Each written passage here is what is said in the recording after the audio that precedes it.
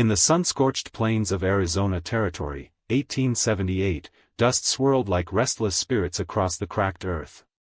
Tom O'Connell, a wiry rancher in his late 30s, rode his bay mare, Daisy, along the edge of his modest spread.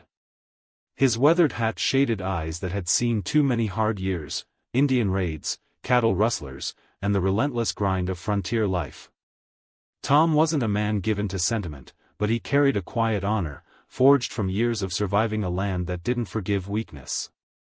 It was late afternoon when he spotted her, a lone figure crumpled in the shadow of a mesquite tree, her dark hair spilling like ink across the sand. Tom reined in Daisy, his hand resting on the colt at his hip. The Apache wars had left bad blood, and strangers were rarely good news. But as he dismounted and approached, he saw she was no threat. She was young, maybe 17, her buckskin dress torn and stained with blood. Her breathing was shallow, her face feverish, and a bullet wound oozed from her shoulder. "Damn it all," Tom muttered. He knelt beside her, checking her pulse. She stirred, dark eyes fluttering open, wild with pain and fear. She murmured something in Apache, too weak to resist as he lifted her carefully onto Daisy. The nearest town, Willow Creek, was a half-day's ride, and the dock there wasn't known for treating Indians. Tom's ranch was closer. He'd have to make do. Back at his cabin, Tom laid the girl on his cot and set to work. He'd patched himself up enough times to know the basics. The bullet had passed clean through, but infection was setting in. He cleaned the wound with whiskey, ignoring her faint cries, and bound it with strips of clean cloth. She drifted in and out, muttering in her tongue. Tom didn't speak Apache, but he caught a name, Najoni. He figured it was hers. For 3 days, he tended her. He spoon-fed her broth, changed her bandages, and kept a bucket of spring water nearby. Najoni's fever broke on the 3rd night, and when her eyes opened, they held less fear. She studied him, wary but curious, as if trying to reconcile his rough hands with his gentle care. Tom didn't say much, words weren't his way. But he felt her gaze, and it stirred something he couldn't name. On the 4th day, she spoke halting English. "Why, you help me?" Tom shrugged, stoking the fire. "Didn't seem right to let you die." She told him bits of her story. Her band, a small group of Chiricahua Apache, had been ambushed by bounty hunters chasing scalps for the Mexican border towns. She'd escaped, wounded, and wandered until she collapsed.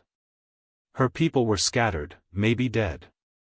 Tom listened, his jaw tight. He'd heard of the scalp hunters, vultures who'd kill anyone for a few dollars. The thought made his blood simmer. By the 5th day, Najoni could sit up. She was strong, her spirit unbroken despite the pain.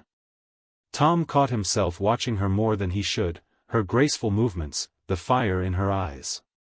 He pushed the thoughts away. She was Apache, and he was a white man in a land where such lines were drawn in blood. Trouble came on the 6th day. Tom was checking his cattle near the creek when he saw dust rising in the distance, a lot of it. He rode back to the cabin, his gut telling him it wasn't a neighborly visit. From the ridge, he counted nearly 50 riders, armed to the teeth. They weren't soldiers or lawmen, their mismatched gear and hard faces marked them as hired guns. Scalp hunters, likely the same ones who'd hit Najoni's band. Tom burst into the cabin. "Najoni, we got trouble. Men coming. You know them." She peered out the window, her face paling. They kill my people." Tom cursed under his breath. 50 against 1 wasn't a fight, it was a slaughter. But he'd be damned if he'd let them take her. "Can you ride?" She nodded, though her shoulder was still weak. Tom saddled Daisy and his spare horse, a sturdy roan named Buck. He handed Najoni a spare revolver, showing her how to cock it. "Stay close. We're heading for the hills." They rode hard for the rugged canyons north of the ranch, where the terrain could hide them. Tom's mind raced. He knew these men wouldn't stop, they'd burn his cabin, scatter his cattle, and hunt them down for sport. But he'd fought worse odds before, and he wasn't about to roll over. The canyons were a maze of red rock and narrow passes, perfect for an ambush. Tom found a high perch overlooking a choke point in the trail. He helped Najoni dismount, settling her behind a boulder. "Stay low. If I go down, you run. Don't look back." Her eyes flashed. "I fight too." He almost smiled. "Fair enough. But don't die on me." The riders appeared an hour later, their horses kicking up dust as they entered the canyon. Tom counted 48, their leader a broad man with a scarred face and a black hat. They were spread out, sloppy, expecting an easy hunt. Tom took aim with his Winchester, his heart steady. He'd fought in the war, seen men die, and learned to shut off the part of him that hesitated. The first shot cracked, and the lead rider's horse reared, throwing him. Chaos erupted. Tom fired again, dropping another man, while Najoni's revolver barked, her aim shaky but fierce. The hunters scrambled for cover, shouting curses. Tom used the canyon's echo to his advantage, firing from different angles to make it seem like a larger force. The hunters hesitated, unsure how many they faced. But they were too many. Bullets chipped the rocks around Tom, and a slug grazed his arm, drawing blood. Najoni gasped, but he waved her off. "Keep shooting." The fight stretched on, the hunters inching closer. Tom's ammunition dwindled, 20 rounds left, then 10.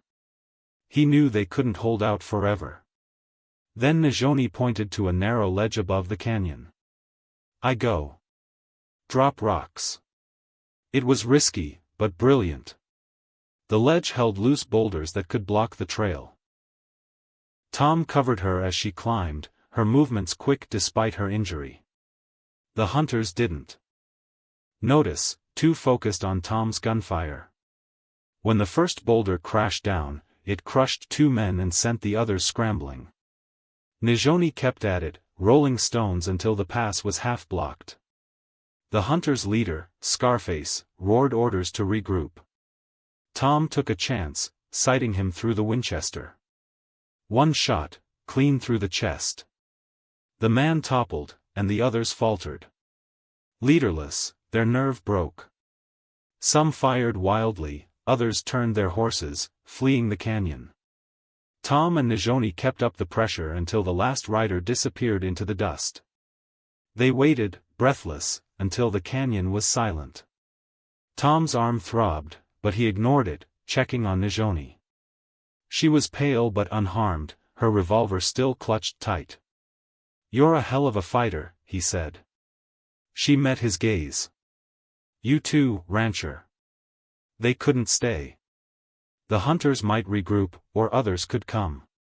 Tom's ranch was likely ruined, his cabin burned, his cattle scattered.